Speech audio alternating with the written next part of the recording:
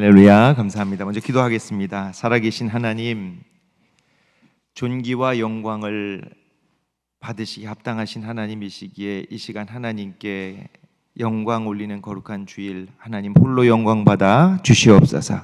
또한 하나님은 사랑과 자비의 하나님이시므로 우리를 불쌍히 여기실 때 우리가 때로는 깨닫기 원하고 밝히 알기 원합니다. 이 시간 성령님의 크신 은혜와 지혜로 우리에게 말씀을 통해 깨닫는 시간 허락하여 주옵시고, 우리 모두는 성전입니다. 하나님의 거룩한 영이 임할 때에 밝히 진리를 깨달으며 하나님 허락하시는 큰 은혜 누리게 하옵소서. 감사하며 예수 그리스도의 이름으로 기도합니다. 아멘. 할렐루야. 네, 반갑습니다. 저는 세군포교회를 담임하고 있고 또 여러 기관에서 일을 하고 있게 되는데, 제가 이 죽음에 관련돼서 오늘 원래 세미나로 진행하려고 하였으나 이 분위기를 보니까 말씀으로 진행하는 게 옳을 것 같아요. 근데 죽음에 관련돼서 말씀을 전하려고 할 때 저는 그렇습니다. 넘어가면 우리 안산에는 세월호 사건이 있었는데 여러 가지를 하는 중에 우리 정보합동분향소에 한 3년여 정도 의전 책임자로 있게 되고, 또 여러 가지 죽음에 관련된 많은 세미나나 강의들도 진행하게 되고요.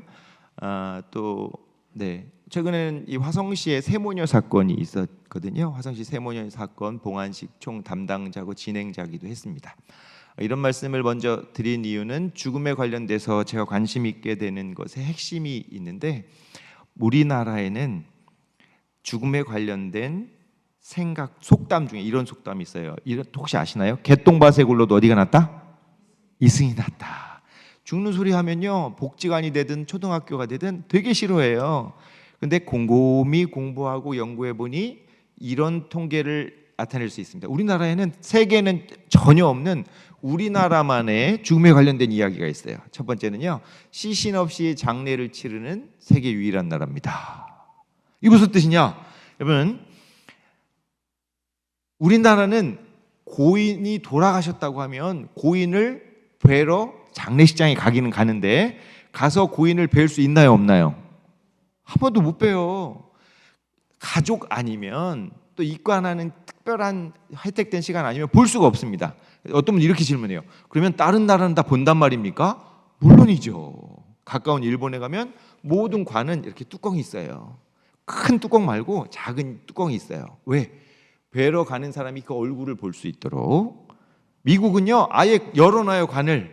영화에서도 보셨나요? 보면 서로 껴안고 뽀뽀하고 눈물 흘리고 손잡아주면서 마지막 인사를 나누는데, 세계에서요 유일하게 시신 없이 장례 치르는 유일한 나라가 됩니다. 두 번째는요, 우리나라만 유일한 걸 찾아보면 병원과 장례식장이 함께 있는 세계 유일한 나라입니다.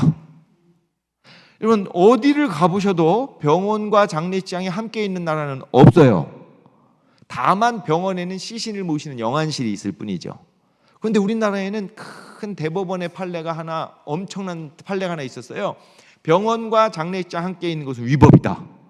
그런데 국회에서 특별법이 만들어져서 그건 통과시켜줬어요. 세계 병원장 협의회 가면 얼마나 지적받는지 몰라요. 이유는 병원은 생명을 살리는 비영리 단체죠. 그래서 병원이 허가될 때는 비영리를 갖고 사람을 살리도록 만듭니다. 그런데 장례식장은 고인이 돌아가신 분을 웃고 하는 영업회계인 동시에 장례는 그 가족의 공동체로 돌려보내야 되죠. 그런데 병원하고 장례식장은 함께 있다 보니까 어떠냐? 아프면 바로 아래로 직행하는데, 아래로 직행해서 공동체가 다 모이냐? 아니요. 1호실 갔더니 목탁도 드리고, 2화실 갔더니 연도라 그래서 막 이런 거 외우고 있고, 3호실 갔더니 막 찬송가 부르고 있는데, 4호실 갔더니 막 소금 뿌리고 있어. 통일교죠. 난리가 났어요. 난리가 났어요. 병원하고 장례식장하고 함께 있게 되는 유일한 나라기도 합니다. 세 번째는요, 20년 만에 화장률이 50%에서 90%가 된 나라. 장례 문화는 1세기 동안 바뀌면 그 문화가 탈이 난 거예요. 근데 죽음의 문화는 거의 안 바뀌어요. 600년 동안 거의 안 바뀐 적이 있었죠. 근데 우리나라는 지금 95%가량이 화장을 치르고 있는 급격한 장례의 문화가 변하고 있는 나라고요. 네 번째는요, 집에서 장례를 치를 수 없게 된 나라입니다. 자, 지금으로부터 50년만 거슬러 올라가면 모든 장례는 어디서 치렀나요? 집에서. 근데 지금은 집에서 장례를 치를 수가 없어요. 여러분, 만약 집에서 여러분 장례를 치르면 무슨 일이 벌어질까요? 민원이 두 번째는 엘리베이터로 관을 옮길 수 있어요, 없어요?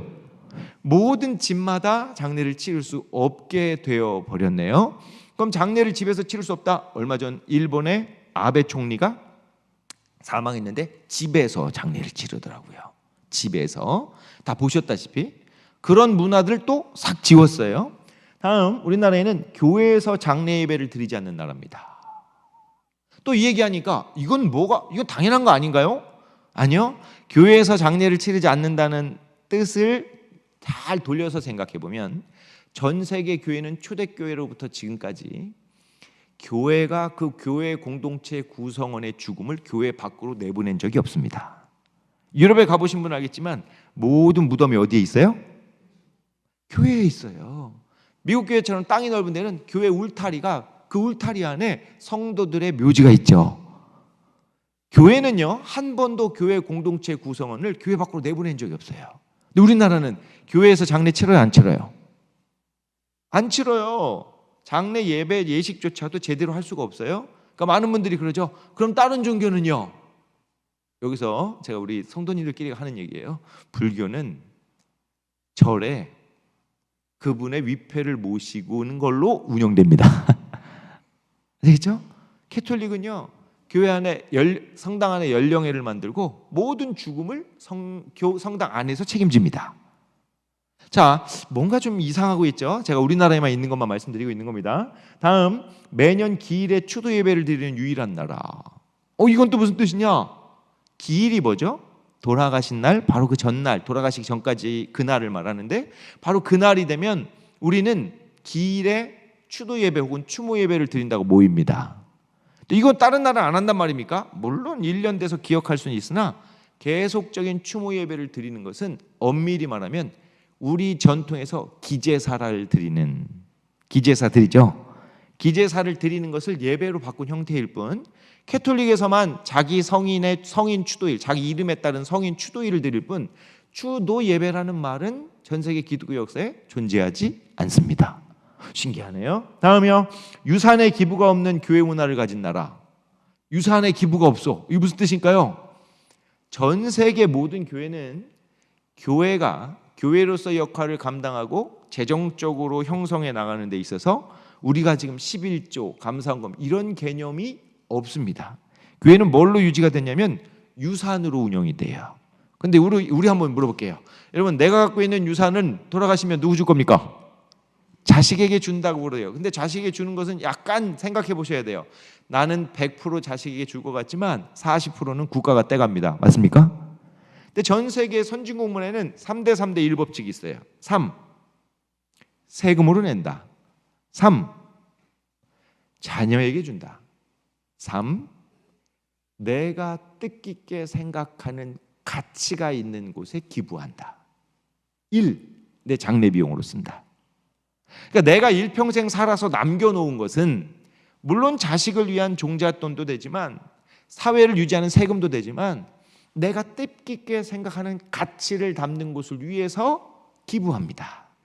근데 대부분의 기부가 바로 교회에서 이루어지고 그 기부로 운영되기도 하고요. 제가 미국에 또 깜짝 놀랐어요. 미국 장례식장에는 봉투가 이렇게 있는 거예요. 돌아가신 분 내가 축의금 내야지 하고 봉투에다 돈 집으니까 거기 있는 분이 깜짝 놀라서 뭐하고 계시냐. 그래서 축의금 내려고요. 그랬더니 아니래요. 미국 장례식장에 있는 봉투는 돌아가신 고인이 그 지역단체와 여러 도와야 할 많은 곳에 기부하는 봉투인 거예요. 요거 하나 더 추가할까요? 돌아가셨다고 봉투에다가 돈 갖고 가는 나라는 세계 우리나라밖에 없다. 일본은 꽃 들고 가, 일본은 이렇게 조그마한 음식물 들고 가요. 미국은 꽃 들고 가요. 장미꽃. 우리나라는 뭐 들고 가요? 봉투 들고 가요. 이게 좀 이상해요. 뭔가 조금. 제가 계속 다르게 또 우리나라 유일한 거, 죽음 교육이 공교육과 신앙 교육에서 이루어진 적이 없는 나라. 제가 여기서 질문 드립니다. 어린 시절부터 지금에 이르기까지 죽음을 배우는 과목을 수강해 보신 분, 초등학교, 중학교, 고등학교 혹은 대학교 혹은 어느 있는 내가 받는 어떤 교육에서 죽음을 배워보신 분? 아무도 없어요. 가는 데마다 물어봐도 없어요. 그러면 다른 나라는 있단 말입니까? 일본 같은 경우 초등학교 2학년부터 죽음학이 있어요. 미국 같은 경우는 모든 초, 중, 고등학교의 모든 교육이 죽음 교육을 하고 죽음 교육 안에 자살 예방 교육, 낙태 금지 교육, 음주 교육, 마약 교육, 안전운전 교육, 이해가시나요? 죽음을 배우고 그 죽음의 가치 아래에서 나머지 것들을 배워요. 그러니까 내가 죽을 수 있다라고 하는 것과 죽음이 무엇이라는 것과 죽음을 통해서 내가 무엇을 남길 것인가의 많은 고민들 후에 배움이 있다는 겁니다. 그래서 모든 미국의 주립대학교에 가면 대학교 이렇게 딱 정원에 가면 이렇게 생겼어요. 신학과가 있어요. 반대편에 철학과가 있어요. 근데 이쪽 편에 뭐가 있냐면 타나톨로지, 죽음학과가 있어요. 그리고 그 학교를 상징하는 과가 하나 있어요. 이게 대학 본부 가장 중앙에 있는 모든 과예요. 52개 주 주립대학에 다 있어. 죽음학과가. 근데 제가 여쭤보면 우리나라에 죽음학을 배우는 학교가 있을까 없을까? 없다. 이 정도 되면 여러분 도대체 우리나라는 이 죽음에 관련돼서는 어떻게 하냐? 한쪽으로 크게 몰려 있습니다. 왜 그럴까? 부의금의 전달이 장례 문화의 핵심이 된 나라. 장례 식장에 왜 가요? 어떤 분이 그러대 육개장 먹으러. 그런데 아니잖아요. 부의금 내려가잖아요. 그게 모든 거의 핵심인 거예요. 이 정도 되면 뭔가 좀 이상하다라고 하는 생각을 먼저 가져야 돼요. 제가 죽음 이야기하니까 여러분들 얼굴이 벌써 맨 처음에 죽음을 이야기하면 어둡고 힘든 얘기하는 거 아닌가? 그러지 않습니다. 우리가 한쪽으로 몰려 있을 법한 이야기에 말씀은 어디를 우리에게 서라고 이야기하는지를 말씀드리려고 합니다. 자, 우리나라에는 장례가 제대로 준비되고 있는가를 물어볼 때 먼저 그렇습니다. 화장률의 급격한 증가가 있고요. 1인 가구, 노인 가구의 급격한 증가에 따른 장례가 이루어집니다. 2025년에는 부모님, 아빠, 엄마, 아이들 이렇게 식구를 이루는 가정보다 혼자 사는 가구가 더 많아집니다.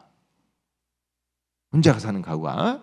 학교에서 그렇고 몇몇 뜻 있는 목사님들과 함께 저희가 공영장례를 하고 있어요. 공영장례는 뭐냐면 아무도 돌봐주지 않는 무연고의가 되고 홀로 돌아가신 분들의 장례를 치러드리는 거예요. 그 일을 목사님들과 그리고 학교 기관에서 봉사자들과 함께 하고 있는데 매년 무연고로 돌아가신 분이 22%씩 증가하고 있어요. 엄청나게 많지 않습니까? 여러분 엄청나게 많이 돌아가시는데 그중에 홀로 사시는 분이 많아요. 다음 재난이나 질병에 따른 대량 죽음. 여러분 세월호 사건도 그렇고 이번에 이태원 사건도 그런데 대량 죽음이 발생하는데 그곳에 죽음 의례 탈종교와 그곳에 종교는 없어. 무슨 뜻이냐? 지금은 죽음의 형태가 대량으로 일어나고 재난으로 일어나고 여러 가지로 일어나는 현장 속에 교회가 하는 역할이 없어지고 있다는 뜻도 됩니다. 다음 장례 방식의 다양화. 자신만의 가치를 담을 수 있는 장례가 요청되지만 자연장, 수목장, 본인이 계획한 장례, 고인의 접견을 할 수 있게 필요합니다. 여러 가지 문제들이 있긴 한데 저는 그렇게 생각합니다. 우리나라가 발전 속도가 빨랐다고요? 죽음의 문화의 변화 속도를 우리가 못 따라가고 있고 교회도 못 따라가고 있고 우리의 문화가 급격히 변하는 것들도 못 따라가고 있다라고 일단 진단을 해봅니다. 오늘 드릴 말씀은 죽음에 대한 생각을 바꾸면요 관점과 해석이 변화를 일으킵니다. 그리고요 삶과 죽음에 대한 관점이 바뀌어야 그걸 생사관이라고 하는데요 생사관이 바뀌어야 가치관이 바뀝니다. 그리고 가치관이 바뀌어야 우리가 십자가의 의미가 되는 용서와 화해의 삶이 가능해집니다. 어떤 사람이 죽은 것 같아요. 산길을 가고 있는데 죽은 것 같아요. 그런데 대제사장이라고 하는 사람이 지나가다가 죽었나 봐. 시체는 만지면 7일 동안 부정하니 나는 안 보겠다 그러고 간 거예요. 그 뒤에 종교 지도자 된 서기관이 또 따라왔어요. 근데 이 사람을 딱 보더니 죽었나 봐. 저 죽음의 피를 만지면 나도 부정하거니와 지금 나는 해야 할 일이 있으니까 그 장 갈 거야 라고 지나갔습니다. 그런데 사마리아의 지역에 사는, 그러니까 유대인이라고 불리지 않고 유대인인 하나님의 자녀라고 불리지 않고 너는 저 변두리 사람이라고 불리던 사마리아인이 용기를 내서 그 돌아가신 분한테 갑니다. 갔더니 죽지 않았어요. 죽은 것 같았는데 보니까 죽지 않았어요. 그래서 어떻게 했죠? 정성껏 치료하고 여관으로 데려가며 이 사람을 살려내고 이 사람이 회복할 때까지 여인숙 주인에게 부탁을 하고 다시 길을 떠나면서 이 사람을 살려냅니다. 예수님이 말씀하신 비유인데 여러분께 여쭙니다. 너무 가슴 아프고 너무 어렵고 또 삶의 괴로움이 넘치는 남의 괴로움의 일들을 직면하는 걸 우리는 인생 살면서 많이 합니다. 그죠? 여러분, 누가 죽었어. 이거만큼 괴롭고 슬픈 일이 어디 있어. 그러려면 첫 번째 뭐가 필요하냐면 용기가 필요합니다. 용기가 있어야 가서 마주치죠. 그러면 어떤 용기가 필요하냐? 직면하는 용기가 필요합니다. 항상 모든 것의 시작은 직면하는 용기입니다. 우리 사랑하는 공동체 안에 성도님이 한 분이 갑작스럽게 죽음을 맞이했어. 그럼 우리한테 필요한 건 용기가 필요하고 직면이 필요합니다. 그러면 용기와 직면을 갖고 그분에게 갔을 때 나타나는 감정은 동정과 위로가 일어납니다. 어떻게 가슴 아파. 너무 가슴 아파. 그죠? 가슴 아프죠? 그런데 요거는 누구도 할 수 있냐? 동네 할머니도 할 수 있어요. 어머머머 죽었대 가봐야지. 어머머머 불쌍해. 여기까지. 근데 우리에게는 뭐가 필요하냐면 그 동정하는 마음이 필요한 게 아니라 우리에게는 그리스도인에게는 성숙한 문화를 만드는 사람에게는 긍휼, 이 컴패션이라는 단어는 한국말에 없다고 그러죠. 정말로 치근하게 여기는 컴패션, 함께 고통에 동참하고 싶은 마음이 필요합니다. 요 마음까지 가야 뭐 할 수 있냐? 우리 가족 중에 누군가 돌아가셨을 때 우리 공동체인 교회에서 와서 그분을 함께 가슴 아파해주고 위로해주고 그분을 향하여 우리가 할 수 있는 최선을 할 수 있죠. 그런데 여기까지 하면서 우리 병원 가면 그러죠. 나는 의사니까 말 들어. 내가 변호사니까 내 뜻대로 하세요. 이건 차별하는 거거든요. 뜻은 선해. 그런데 너와 나는 달라. 이건 선한 차별주의라고 합니다. 그러나 하나님이 요구하시는 건 우리에게 뭐까지 요구하냐면 너랑 나랑은 다르지만 내가 불쌍해서 한번 가줄게. 여러분 장례식장 가면 장례지도사가 난 장례지도사고 당신들은 유가족이니까 내 말 좀 들으세요. 내가 하라는 대로 좀 해보세요. 이런 마음이 직업을 탄생시킬 수 있으나 우리에게 필요한 마음은 공감입니다. 사마리아인이 갖고 있는 마음은 살려내는 용기에는 공감이 있죠. 그런데 이 공감을 갖는다고 할 때 이 시대는요 두 가지가 필요합니다. 과학적이고 전문적이어야 돼요. 우리가 교회에서 한 영혼을 살린다. 우리가 한 생명을 살려나간다고 하지만 한 생명을 살리기 위해서는 그 죄인을 공감하기도 하고 하나님의 역사를 공감해서 살려내야 되는데 그때는 어떤 조건이 필요하냐? 요즘은요 합리적인 조건을 요구해요. 요새는요 전문적인 접근을 사람들이 요청합니다. 그러니까 지금 너무 가슴 아프고 너무 어렵고 너무 남의 괴로움이 있을 때 공감을 하되 과학적이고 전문적으로 접근하는 방식을 우리 오늘 주제에 따르면 죽음에 대한 이런 전문성을 누구도 가졌으면 좋겠냐면 교회도 가졌으면 좋겠어요. 아까 말한 성당이요? 제가 깜짝 놀랐습니다. 지금 노인 중에 캐톨릭으로 편입된 분이 90만 명이 넘어. 왜? 나 죽으면 성당에서 다 책임져줘. 그죠? 여러분, 내가 지금 우리 교회의 사명 중에는요, 너무 가슴 아프고 너무 어렵고 남의 괴로움이라는 것에 대하여 공감도 하지만 그 공감에 따른 과학적이고 전문적인 준비들도 필요합니다. 저는 특히 우리 공동체 안에서의 돌아가신 분이 있다면 반드시 할 수 있어야 되겠죠. 형식은 죽음을 처리하는 방식으로 장례라고 하지만 합리적이고도 전문적, 성경적인, 그래서 장래의 의례의 기능, 애도의 기능, 교회의 체계적인 준비가 필요하다라고 하는 걸 저는 절실하게 느낍니다. 죽음의 인식은 바뀐다는 사실은 성경적으로 말하면 생명의 멸류관을 얻는 일입니다. 왜냐? 여러분, 죽음의 인식이 바뀌었다는 건 오늘 우리에게 있어서 시선이 변화됐던 걸 말합니다. 여러분, 예수님이 십자가에서 돌아가셨어. 그러면 너무 불행하고 가슴 아픈 일이고 예수님이 죽으신 거 끝이야. 그런데 주님이 부활하셔서 손에 못자국을 만져주시고 부활하셨을 때 제자들이 시선이 바뀝니다. 죽음에 대한 인식의 시선이 바뀌면 감정이 변화합니다. 정말로 이 도마와도 같은 의심 많은 인생이, 감정적으로 동요하지 못한 인생이 정말로 인도에서 죽음의 끝까지, 땅끝까지 복음을 전하는 사람으로 바뀌어요. 그러면 행동의 변화가 일어납니다. 여러분, 저는 이런 경우 많이 봤어요. 제가 아는 성도님이신데 세상에 막 울어. 새벽기도 왔는데 왜 우냐고 이 새벽기도 끝나고 물어봤더니 병원에 갔더니 건강검진했더니 가슴에 뭔가 보인대요. 뭐 유방암인 거지. 그래가지고 막 우세요. 일주일 내내. 그 결과는 언제 나온다니까 일주일 뒤요. 막 울어요. 여러분, 일주일 뒤에 오진이야. 그랬더니 이분이 얼굴이 확 잡히고 너무 좋아져요. 근데 그 일주일 동안 하나님 앞에 기도하면서 하나님, 내가 이렇게 살겠습니다. 하나님, 내가 이런 건 부질없었습니다. 하나님, 회개하면 이렇게 잘 살게요. 그랬더니요, 행동의 변화가 일어나요. 여러분, 죽음은 우리에게 선물이 되는 건 우리로 하여금 시선의 변화, 감정의 변화, 행동의 변화를 일으킬 수 있기 때문입니다. 그렇게 되면 삶이 변해요. 여러분, 죽음 앞에서만 삶이 변합니다. 예수님이 우리에게 십자가를 통과시키시는 이유도 죽음 앞에서 삶이 변하기 때문이죠. 자, 그러면 건강한 죽음을 거부한 한국 사회에 대해서 잠깐 볼게요. 이건 빨리빨리 지나가겠습니다. 여러분, 연세대학교 논술시험 문제가 죽음이에요. 주제가 죽음이야. 시대가 얼마나 많이 바뀌었냐면 개똥밭에 걸려도 이승이 좋고 죽음이라는 얘기는 절대 하지 말라가 아니라 논술시험의 주제가 죽음으로 바뀌었어요.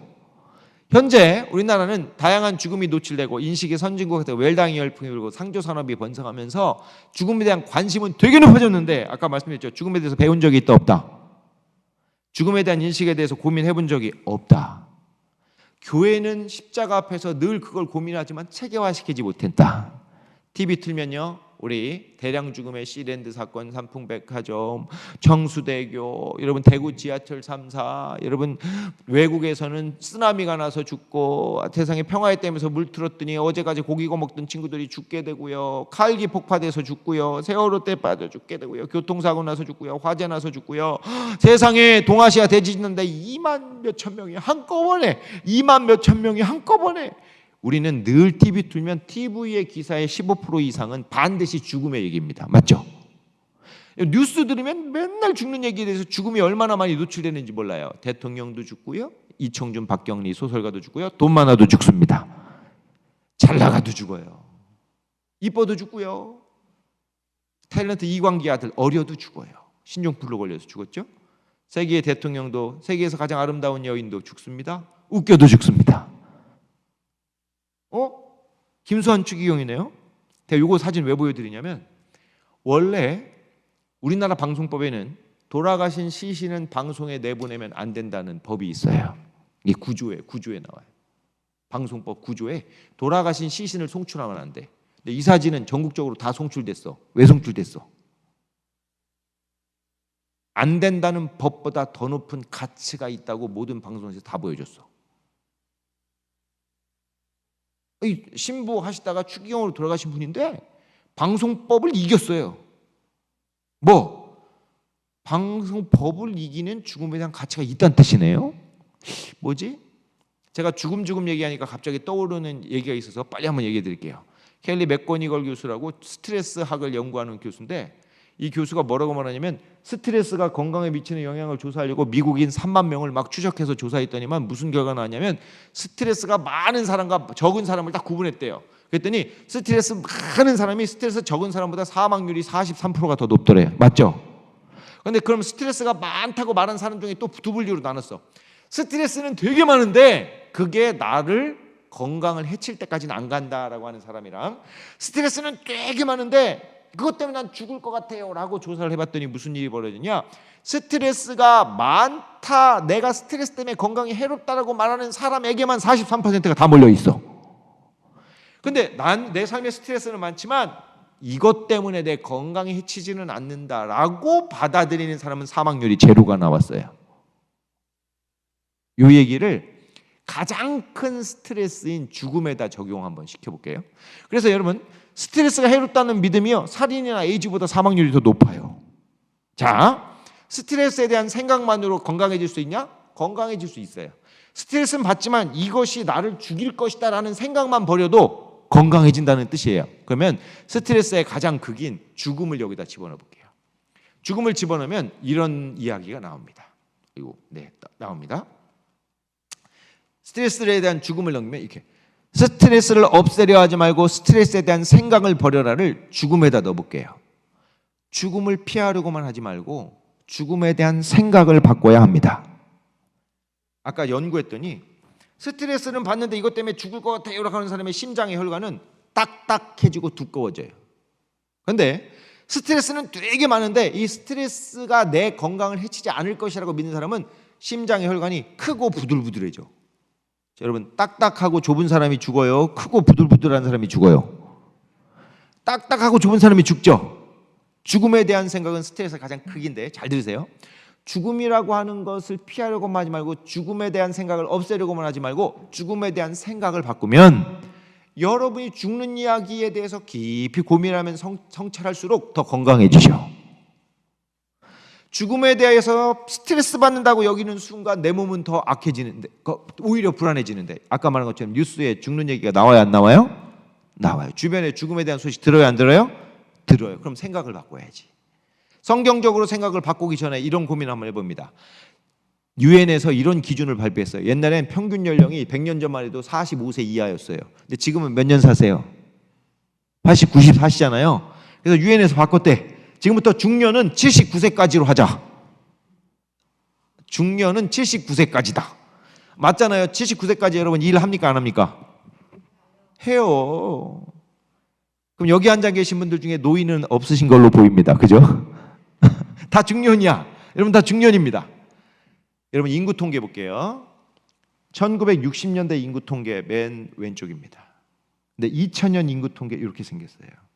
근데 재작년 2020년 인구 통계 오른쪽이에요.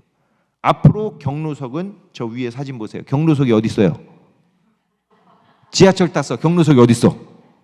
저쪽에 있어요. 우리나라는 초고령 사회로 3년 안에 진입한다고 이야기합니다. 초고령 전체 인구의 20%가 65세 이상인 경우. 그런데 초고령 사회를 우리나라는 진입을 하는데 앞으로 15년 동안 전 세계 1위를 놓치지 않습니다. 우리나라는 이렇게 돼요. 자 보세요. 과거에는 태어나는 숫자가 파란색이었어요. 빨간색이 돌아가시는 숫자라 한 해 31만 명 최고 많이 죽어요. 네, 여러분 앞으로 35년 후에는요. 한 해에 몇 명 돌아가시냐면 75만 3천 명 돌아가세요. 태어나는 건 17만 2천 명 태어나요. 그게 무슨 뜻이냐?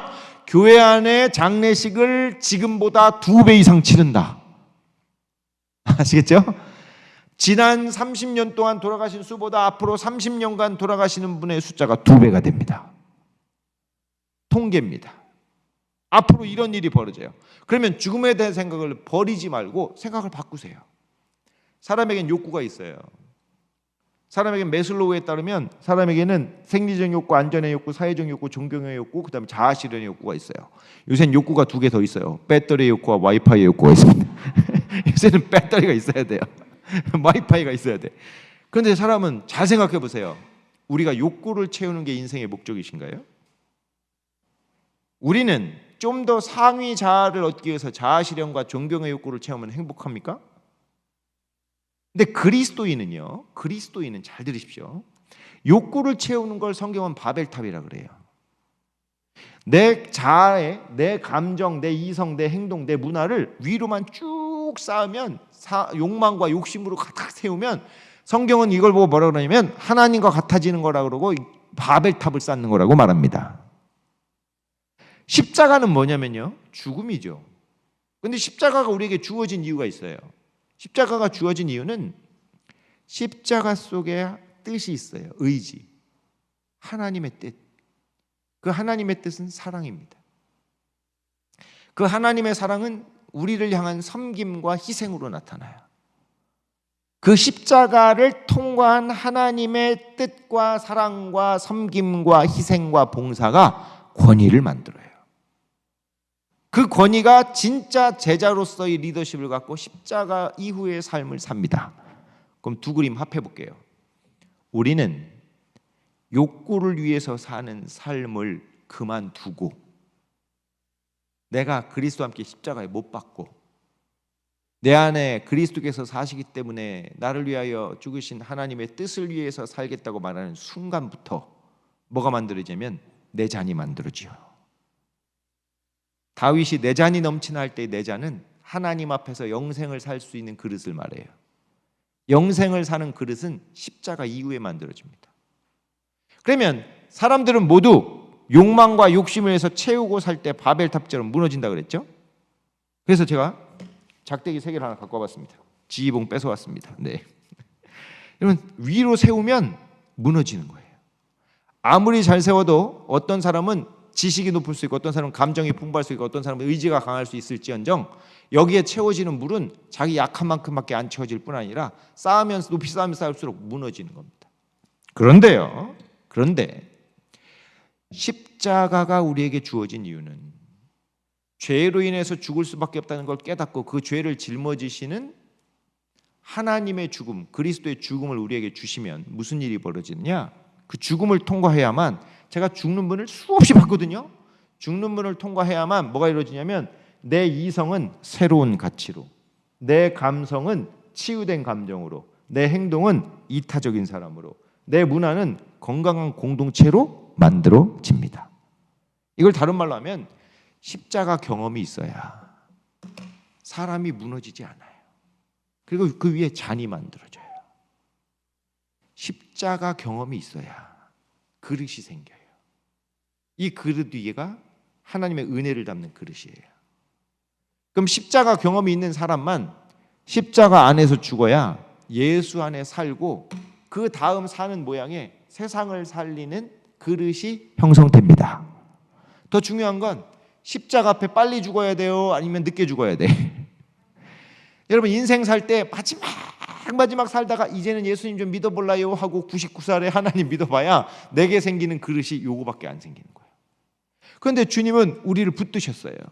예수님 만나고 하나님 만나게 아주 어린 시절에, 때로는 내가 신앙 경험에 하나님 체험을 미리 주셨을 때 십자가가 빨리 만나면 만날수록 그 사람은 뭐가 되냐면 세상을 살리는 그릇이 나타나는데, 이성은 생사관과 구원관으로, 감정은 회개와 치유로, 내 행동은 아름다운 성도로, 우리의 문화는 건강한 교회와 가정으로 하나님 그렇게 만들어 주시려고 그래요.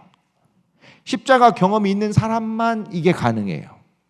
그러니까 십자가 이후에 뭐가 생기냐? 내 하나님 앞에 영생을 사는 잔이 만들어져요. 십자가 이후에만 생기는데, 이 십자가가 뭐냐? 바로 죽음에 대한 인식이에요. 그럼 성경적인 죽음의 인식을 좀 봐야 되겠죠? 저는 이렇게 죽음을요, 옛날엔 죽음을 상여 타고 북망산천 하늘로 가서 이러죠. 이제 가면 언제 오나? 그럼 어떻게 불러요? 하면서 노래로 불러서 저 세상으로 가는 줄, 즉 한국인의 머릿속에는 저승이란 개념은 있어요. 그래서 그걸 슬퍼하는, 애도하는 가족은 상복을 입고 슬퍼했죠. 지금은 요양병원, 요양원에서 쓸쓸하게 죽음을 맞이합니다. 아프면 중환자실에 들어가서 가족 면회도 한대요. 그러다 병원 지하 한켠에 저렇게 방 하나 차리면 내 죽음의 모든 것을, 사망을 알려서 48시간 이내에 재로 바뀌어서 나옵니다. 삶은 긍정이고 죽음은 부정이란 공식을 여기서 만들어요. 왜? 허무하잖아. 애도하는 사람도 없고 금방 죽으면 아무것도 아닌 것 같고 두려워요. 그런데 정말 그렇게 될까요? 여러분, 생명 있는 것은 모두 반드시 죽습니다. 이것만큼 확실한 건 없어요. 모차르트는 이렇게 말합니다. 죽음은 행복의 문을 열어주는 열쇠다. 왜 그럴까요? 여러분, 영국에 갔더니 영국에 아름다운 우아한 죽음 전시회를 여는 어떤 분이 있는데, 죽음이 우아하대. 우아한 죽음. 이분은요, 죽음을 그려, 죽어가는 사람을 그려, 이런 전시회를 해. 딱 보니까 뭐 때문에 돌아가셨어? 암인 것 같아요. 부부인 것 같아요. 자기 남편의 돌아가신 모습을 그림으로 그렸어요. 자기예요. 그런데 죽어가는 사람을 그리면서 알게 된 특징은 진실입니다. 죽음 자체를 말해줘야 되죠. 그런데 이걸 주구한 죽음 전시회는 어디서 하는 거 봤더니 영국 브라이튼 피터 교회, 교회에서 합니다. 교회에서. 아니 교회에서 무슨 저런 거래? 더 놀라운 거예요. 여기 참석한 사람들이 죽음에 대해서 배우고 좋다라는 얘기를 해요. 다음 넘겨볼게요. 여기는요 영국 사우스햄스턴 앤드류 교회인데 무슨 행사라고 했냐? 죽음을 맞이하기 좋은 날 행사. 새로운 교회 프랜카드 걸어 죽기 좋은 날 행사합니다. 여러분 모두 지역 주민들 와주세요. 사람들이 올까 안 올까? 그런데 모여서 찬양하고 박수치고 사람들이 즐겁게 찬양하면서 모두 행복해하고 있어. 도대체 이게 뭐야?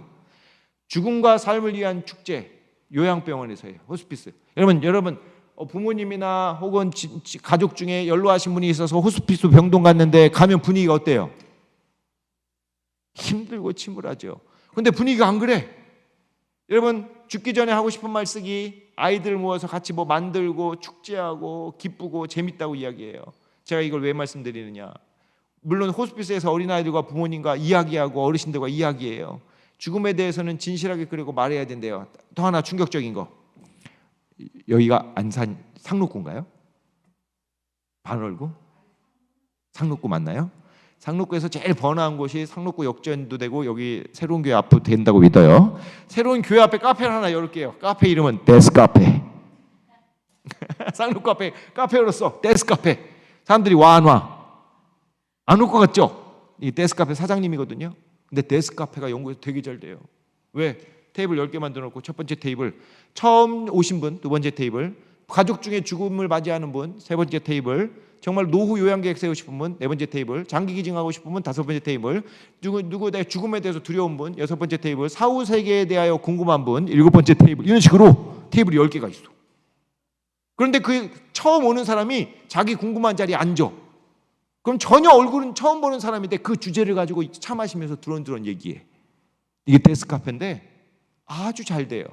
전 세계 데스카페가 지금 120개 이상 있습니다.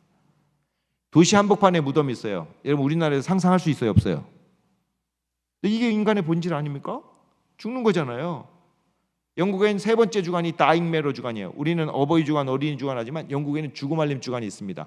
오직 당신은 한 번 죽어요. 5가지를 준비하세요. 유언장 약상, 장례 계획 세우기, 노후 요양 계획 세우기, 장기 기증하기, 사랑하는 에게 소망을 이야기하기, 아이들에게 죽음에 대해서 이야기해 주세요. 다잉 메러 센터는 누가 만드는 거냐면 국가 기관입니다. 자, 지금까지 왜 교회에서 죽음 맞이하기 좋은 날 행사, 죽음 이런 이야기를 왜 하고 있을까요? 이것 때문이에요. 우리나라의 죽음의 질 순위가 몇이라고요? OECD 국가 중에 36개 중에 32위야. 영국은 1위 하고 있네. 죽음의 질이 틀리다고요. 자, 이제 제가 딱 10분만 더 하겠습니다. 오늘의 핵심이기 때문이에요. 우리나라 죽어가는지 건강해지고 우리나라가 좋은 나라인지 나쁜 나라인지 건강해지는지 죽는지 한번 볼게요. 우리나라 1등 하는 거 되게 많아요. 자살률 1위, 노인 자살률 1위, 자살 증가율 1위, 낙태율 1위, 우울증 지수 1위, 교통사고 사망률 1위, 초고령 사회 진입률 1위. 근데 꼴찌하는 것도 많아요. 뭐 꼴찌하죠? 출산율 꼴찌, 노인 행복지수 꼴찌, 초등학교 행복지수 꼴찌. 제가 여러분께 여쭐게요. 우리나라는 건강합니까? 우리나라 건강합니까? 안 하죠? 거기에 핵심을 하나 말씀드릴게요. 우리나라 건강하지 않는 핵심에는 이 얘기만 먼저 드리겠습니다.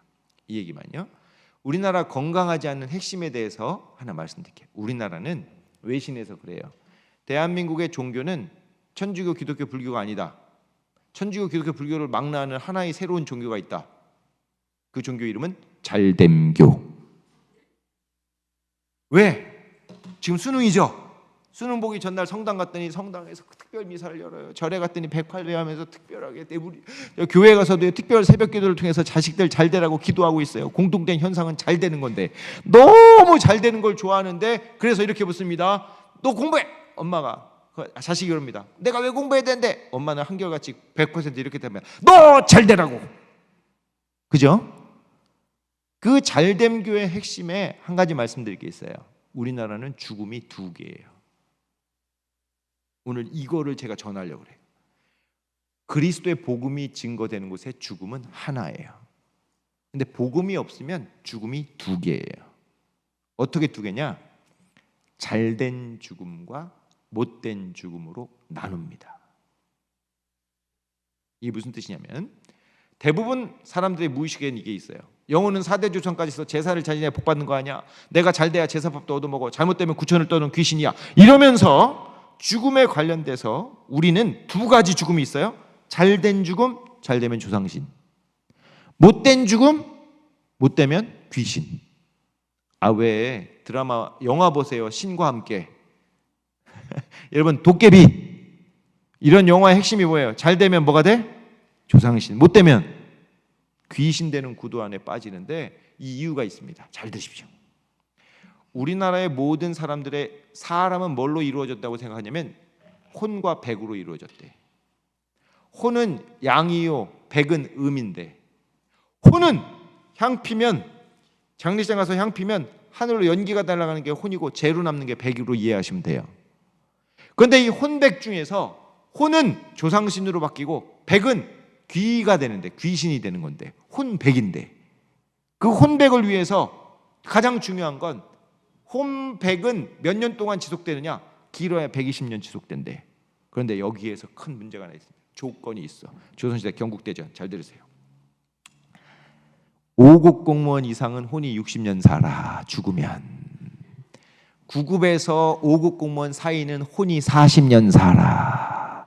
그런데 혼이 내가 관직을 못했으면 뭐라고 쓰냐면 학생, 부군, 신이 있을 때 학생 있죠? 학생은 혼이 20년 살아. 그런데 왕이 되면 혼이 영원히 살아. 그러면 여러분 잘 돼야 돼, 못 돼야 돼? 이렇게 여줄게요. 잘 돼야 돼, 못 돼야 돼? 잘 돼야 돼요. 혼이 못 되는 몇 가지를 들겠습니다. 첫째, 생리적으로 미숙해서 죽었어. 뭐 장애가 있거나 그래서 일찍 죽었어. 조상신 못 돼. 도덕적으로 악해. 불행하고 원통하게 죽었어. 비명행사에서 객사에서 자식 없이 죽었어. 서출이야. 적자의 제사를 받을 수 없어. 이런 사람은 잘 못 죽은 거야. 조상신이 못 되는 거예요. 제가 오늘 말씀 나누면서 이 얘기 드릴게요. 제가 아는 한 분이 있어요. 그분은 아버지 없이 혼자 태어났어요. 생리적으로 미숙하게. 근데 제가 아는 그분은 엄마에게서만 태어난 이상한 분인데 그분은 아무 죄가 없는데 죄가 있다고 억울하고 불행하게 죽었는데 그분은 길거리에서 죽었어. 심지어 십자가에 박혀갖고 비명행사 객사하셨어. 그래서 한국 사람들은 그분을 생각할 때 조상신이 되셨다고 믿을까요? 귀신이 되셨다고 믿을까요? 이해 가십니까? 그러니까 우리의 머릿속에는 항상 죽음을 놓고 잘된 죽음과 못된 죽음을 나눕니다. 제가 잘된 죽음, 못된 죽음 이야기해서 이 얘기만 하고 이제 정리를 해볼게요. 그 협성대학교에 저 오른쪽에 있는 여자아이가 코이카에서 주관하는 자원봉사에 나갔다가 번개 맞아서 죽었어요. 저 남자애랑 둘이. 우리나라 한 10년 전에 언론에서 난리가 났어요. 첫째, 왜 갔냐? 왜 죽었냐? 누가 보냈냐? 거기를 왜 갔냐? 봉사하러. 이 얘기 속을 해석하면 그래요. 왜 자식도 없이 객사하고 번개 맞아 비명행사하고 불행하고 원통하게 죽었다고 내버려뒀냐? 쟤들은 조상신이 돼서 귀신이 됐어. 귀신이 됐다고 믿기 때문에. 전 언론이 보수 진보 할 거 없이. 그런데 미국에서 똑같은 일이 6개월 뒤에 벌어집니다. 미국의 한 여학생이 아프리카에 자원봉사 갔다가 뱀에 물려서 죽었어요. 독뱀한테. 미국의 모든 언론이 이 아이가 사랑과 희생과 봉사를 위해 갔다가 죽음을 맞이했는데 그 죽음으로써 우리가 놀라운 경험을 했다. 그 사랑의 완성, 그 봉사의 완성, 그 희생의 완성을 보았다. 이 아이는 미국의 정신이다. 이 아이야말로 우리의 최고의 가치다. 이 아이는 미국의 영웅이다. 이 아이의 죽음을 우리는 영원히 기억해야 된다. 이 아이의 죽음을 통해서 우리에게 남겨준 큰 선물이 있다. 여러분, 한국의 똑같은 죽음을 놓고 접근한 방식이 틀려요? 같아요? 왜 틀려요? 이게 오늘 핵심입니다. 왜 틀려요? 미국의 죽음 교육을 하나 알려드립니다. 어떤 애가 학교 왔는데 막 울어요. 왜 울어? 사랑하는 강아지 뽀삐가 죽었어요. 반려견이 죽은 거예요. 선생님이 와서 막 다독도해주고 껴안아준 다음에 진정이 되니까 이제 물어봐요. 이렇게 묻습니다. 아침에 뭐 먹었니? 그랬더니 이 아이가 대답합니다. 엄마가 스테이크 해줬어요. 그러니까 묻습니다. 스테이크는 뭘로 만들었어? 여러분 스테이크는 뭘로 만들죠? 송아지. 그러면 송아지도 죽었네? 네. 그럼 송아지가 죽은 것도 슬프지? 아니요. 그럼 강아지가 죽은 건 슬픈데 송아지가 죽은 거 왜 안 슬퍼? 여러분 대답해 보세요. 강아지가 죽은 건 되게 슬프고 죽을 것 같은데 송아지가 죽은 건 하나도 안 슬퍼. 왜? 소는 고기니까. 나랑 함께한 시간이 없어. 그래서 선생님이 이렇게 말합니다. 강아지는 생명을 다해서 죽게 되었지만 그 죽음이 전부가 아니란다. 그 죽음을 통해 생명을 희생했지만 그 희생을 통해 너에게 남겨준 놀라운 우정과 추억과 사랑이 있단다. 송아지가 죽었다고 다 안 슬프면 안 돼. 슬퍼해야 돼. 왜? 송아지는 그 죽음을 통해 오늘 너를 살아가게 할 수 있는 양식을 공급해 주었단다. 그러므로 송아지의 죽음도 슬퍼할 줄 아는 성숙한 사람이 돼야 하지. 그러면서 선생님이 이렇게 말합니다. 강아지의 생명다함, 생명의 꺼짐의 죽음은, 희생은 너에게 소중한 추억을 줬고 송아지의 희생은 너를 오늘 살아가게 할 수 있는 힘을 주었단다. 그러면서 하는 말이 있습니다. 세상에서 가장 소중한 가치는 희생이야. 미국에 있는 초등학생들한테 전부 조사하면 지금까지 50년, 60년 동안 깨지지 않는 불변의 법칙 1위가 있습니다. 미래 직업 선호도 1위가 뭘까요? 소방관입니다. 2위는 경찰관입니다. 왜냐고 물으면 세상에서 가장 소중한 가치는 뭐래요? 희생이래요. 우리나라 초등학교가 제가 물어봤어요. 진짜로 초등학교 강의 인성교육 자주 가서 물어봤거든요. 너 미래 직업에 뭐 되고 싶어? 우리나라에 뭐라 그러게요? 네? 가수 2000년대, 유튜버 2028년 19년대부터, 또 연예인 2010년 15년부터 1위 제 1위를 묻고 있는 거예요. 대통령은 2000년대 이전. 그렇죠. 2020년 이후에는 아이들이 모두 다 미래 직업선도 1위는 건물주래요. 그럼 제가 여쭙겠습니다. 건물주와 소방관 차이가 뭐죠?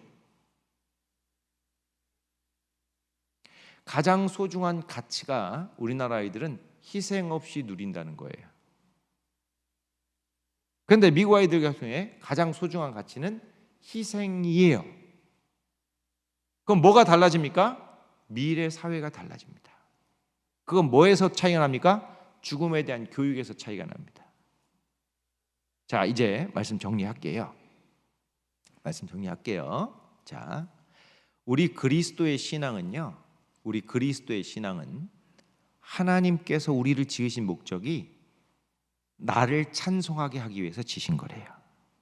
그럼 찬송할 때 지금 창세전부터 미리 알리신 하나님의 계획은 그리스도의 보배로운 피, 희생을 통해서 세상에 죄가 들어오고 사망이 들어왔으나 우리는 죄악 중에 출생하고 죄 중에서 잉태하였으나, 하지만 주님이 이 땅에 오심은 창세기 1장 2절 땅 위에 흑암이 가득해요. 원래 이 땅을 만드신 계획 자체가 흑암이고 죄덩어리 속에서 창조하신 거예요. 거기에 생명세계를 여시는 거예요. 그런데 예수님께서 이 빛 가운데, 이 어둠 가운데, 흑암 가운데 빛으로 오시는 거예요. 빛이 오시사 주님께서 하시는 일은 사망의 땅과 그늘에 앉은 자에게 빛이 비치게 하시고, 죄의 삭시 사망인데 그림으로 보면 이렇습니다. 흑암을 깨고 빛이 들어오는 거예요. 그럼 빛이 들어와서 예수님께서요 요단강의 세례를 받으십니다. 여러분, 한 질문 하나 드릴까요? 예수님은 죄가 없으시잖아요. 세례를 왜 받아요? 세례의 목적이 뭐예요? 죄를 씻는 거잖아. 근데 예수님은 요단강에서 세례를 왜 받아요? 예수님이 뭐라고 말씀하면 허락해라. 모든 의를 이루는 것이 합당하니라. 이렇게 해야 모든 의를 이루는 거다. 의가 뭔데? 하나님의 뜻. 하나님의 뜻은 뭔데? 세상 모든 죄를 예수님한테 전가시키는 거죠. 요단강물에 녹아있는 쇳덩어리를 다 뒤집어 쓰셔야 돼요. 그럼 빛이 세상에 오셔서 쇳덩어리를 다 전가시킨 후에 우리에게 뭐 하는 거냐? 그러자마자 광야로 가서 시험 받는 거야. 죄를 다 뒤집어 쓰시니까 마귀가 시험하기 시작하는 거야. 그럼 왜 스스로 죄인이 되시는데요? 죽음을 통하여 죽음의 세력을 잡은 자 마귀를 멸하시려고. 따라하시죠. 죽음을 통하여 죽음의 세력을 잡은 자 곧 마귀를 멸하시려고. 그게 구원의 목적입니다. 시험은 받으시는데 죄는 없으신데 생명의 주를 죽입니다. 그가 죽은 자 가운데서 정말로 그를 예수님을 살려내는 거에 우리가 증인인데, 이건 넘어갈게요. 그러면 그림은 이렇습니다. 우리가요 타락한 천사를 가두었던 흑암이요 옥속인 곳에서 하나님이 창조 세계를 여셨을 때 그 가운데서 중요한 사실은 주님이 빛 가운데 오십니다. 그럼 이 빛의 영역을 뭐라고 부르느냐? 예수님의 우편 강도가 너는 오늘 밤 나와 함께 낙원에 있으리라고 말씀했을 때 오른편 강도에게 너는 오늘 밤 나와 함께 어디에 있다고요? 낙원에 있다고요. 낙원이 뭐예요? 빛 가운데죠. 빛은 뭐예요? 주님의 영역이에요. 주님의 영역은 흑암을 깨는 빛의 영역이고 저 낙원을 다른 말로 하면 하나님 나라입니다. 그럼 여러분께 이제 말씀의 결론을 내릴게요. 우리는 죽음을 허락받은 이유가 있어요. 그 경험을 통해서 우리는 죽음 너머의 영생이 즉 생명이라고 불리는 곳으로 갈 수 있게 하시는 거예요. 그럼 그 죽음을 허락받아서 죽음을 잡은 자 마귀를 멸하면 무슨 길이 열려? 빛의 길이 열려요. 빛의 길 속에서 누가 서 있어요? 그리스도인이 서 있어요. 그리스도인은 그 가운데서 뭘 하는 거예요? 죽음이 아닌 생명의 일, 선한 사업, 하나님 앞에 예배자가 되고 하나님의 영역 안에 머물면서 우리는 오늘을 살아도 오늘의 삶을 죽음이 아니라 생명으로 만드는 자로 살다가, 자, 사랑하는 어머니가 돌아가셨어요. 우리 어머니가 돌아가셨다고 하면 아직 안 돌아가셨는데 우리 어머니가 어디 계세요? 제가 오늘 장례식장 첫 예배야. 오늘 돌아가신 우리 어머니는 어디 계세요? 빛 가운데 계시는 거예요. 오늘 돌아가신 우리 어머니는 어디에 안겨 계세요? 빛 가운데 주님 품에 안겨 있는 거예요. 아브라함 품에 거지가 안겨 있었던 것처럼 장차 이 영역에 음부는 변하여 지옥이 되고요, 빛의 영역에 있는 자들은 하나님이 열으시는 흑암이 사라진 새하늘과 새 땅을 밟아요. 우린 그 가운데 가는 자들이에요. 그럼 이 자들에게 우린 그 빛 가운데 낙원 가운데 펼쳐진 자가 이 땅을 살아가는 법이 있어요. 그게 오늘 우리에게 주어지신, 여기서 마치겠습니다. 우리에게 주어진 갈라디아서 2장 20절이에요. 어떻게 사는 거냐? 내가 그리스도와 함께 십자가에 못 박히는 거예요. 그래서 나와라. 네, 나오면 좋겠습니다. 내가 어떻게 살아가는 거냐? 이렇게 사는 거예요. 내가 그리스도와 함께 십자가에 못 박혔어요. 그런즉 이제 내가 사는 것이 아니고 내 안에 그리스도께서 사시는 거예요. 이제는 주님과 함께 우리가 어떻게 사느냐? 나 육체 가운데 사는 것은 나를 사랑하사 나를 위하여 자기 자신을 버리신 하나님을 믿는 믿음 안에 삽니다. 그 살아가는 모습이 바로 예수님의 죽음, 예수님의 사심, 예수님이 살려내신 것을 우리는 살면서 오늘 말씀의 핵심입니다. 이거예요. 죽음의 인식으로 승리하시는 여러분 되시기를 바랍니다. 자, 기도하겠습니다. 하나님, 긴 시간 주일 오후 안식 속에 들어가 하나님께 영광 돌리면서 주일을 보냅니다.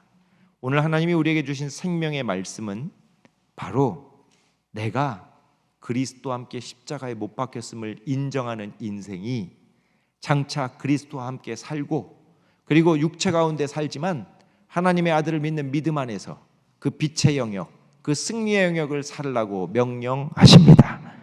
죽음을 두려워하지 않는 자 되게 하여 주시옵소서. 십자가의 권세로 승리하는 자가 되게 하여 주시옵소서. 세상에 사망의 소식이 가득해오나 내가 복음 안에서 하나님의 복음을 선포하며 빛 가운데 사는 자 되게 하여 주시옵소서. 오늘 귀한 하나님의 시간에 하나님의 말씀 가운데서 내가 살아가야 할 이유요, 십자가 경험을 통해서 이루어지는 하나님 나라의 잔이 형성되게 하시기를 간절히 구합니다. 천국 복음 붙들고 영생의 그릇으로 살아가게 하옵소서. 감사하며 예수 그리스도의 이름으로 기도합니다. 아멘.